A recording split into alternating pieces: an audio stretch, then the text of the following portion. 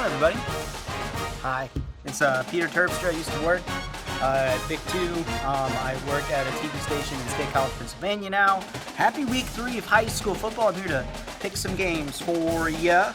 Don't take this seriously. I'm going to say that every time. I have no idea what I'm talking about. I don't know anything about these teams. Shout out to Jared, who typed up some, might have been Jared, might have been someone else, I don't know, but typed up some kind of synopsis type stuff for me. But let's get right to it. I got 5 games to pick. Wink at Coahoma. That's the first one. Looks like these two teams had a 1-point squeaker of a game last time they played. And Coahoma looks to be much improved from when I worked in West Texas. They have the quarterback, Zach Schneider. Looks like he's pretty good on the ground. And it looks like you might not really know who to pick in this 1 week. Only won 8-2 last week. But I'm going with Coahoma. They're the home team, and it looks like they're having a strong start. They just beat McCaney 40-9. All right, so week at Coahoma, go with the home team. Coahoma Bulldogs get a win. All right, Fort Stockton at Riverside. Don't know anything about Riverside. They're not in the Midland Odessa market. I know that. And they just lost 43-7. Fort Stockton, I know, I think their running back was maybe player of the week or something that they handed out there at Big 2. So I'm going with Fort Stockton, picking up a win on the road, and they could go 3-0. That's a good start for the Panthers. All right, moving on. Montwood at Midland Lee. I cannot pick against the Rebels. Clint Hartman and the Lee Rebels, I think, are going to get a big win over El Paso Montwood. I believe that's El Paso. Yes. So looks like Midland Lee just got a top 25 ranking in the state. That's good for them. But we all know, it's really going to come down to how one of our big teams does in the playoffs. And Midland Lee might be the horse this year. We'll see what happens with that. Picking Midland Lee big over El Paso Montwood. Seminole and Pecos. In 4A, Seminole seems to be pretty consistently good.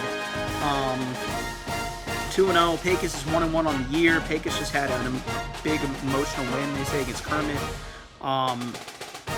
So I will say, even though Pecos might be coming off of an emotional high, Seminole seems to be solid. And Seminole just won a game 22-21, so you know that they can kind of have their heads on straight when things might not be going their way.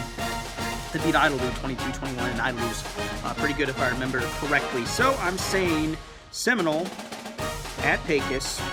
Going with Seminole. The Indians, or is it the Chiefs? I can't remember. Seminole is going to beat Pecos. I think this one might be maybe the closest out of everyone I picked. Maybe Wink Coahoma might be closer. All right, let's go to some 6-man.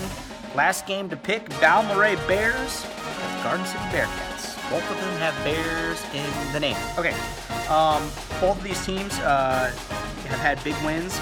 I have not seen a close 6-man football game, even in like state finals and stuff like that. I think that's just the nature of 6-man, is that it's pretty easy to get in a hole with offense being as big as it is, and that the score will run up in 6-man football. I'm going to pick Garden City in this one. I think it'll be a really good game. I don't think it'll be close because, like I said, I don't think 6-man football is really ever close just because of the way the game is set up. But I think it'll be close for a portion, and then Garden City will pull away and get the win there. So just to recap for y'all, Wink at Coahoma, picking the home team, going with Coahoma. Fort Stockton at Riverside. Fort Stockton big over Riverside. El Paso Montwood at Midland Lee. Rebels win big at home. Seminole at Pecos. I'm going with Seminole on the road to take down Pecos. Balmorhea at Garden City, and I'm picking the Bearcats. Garden City's going to win that one. I have no idea how I did in week 1. Hope everyone stays safe out there in West Texas. I know you guys have had some crazy stuff happening as of late. Best wishes to everyone.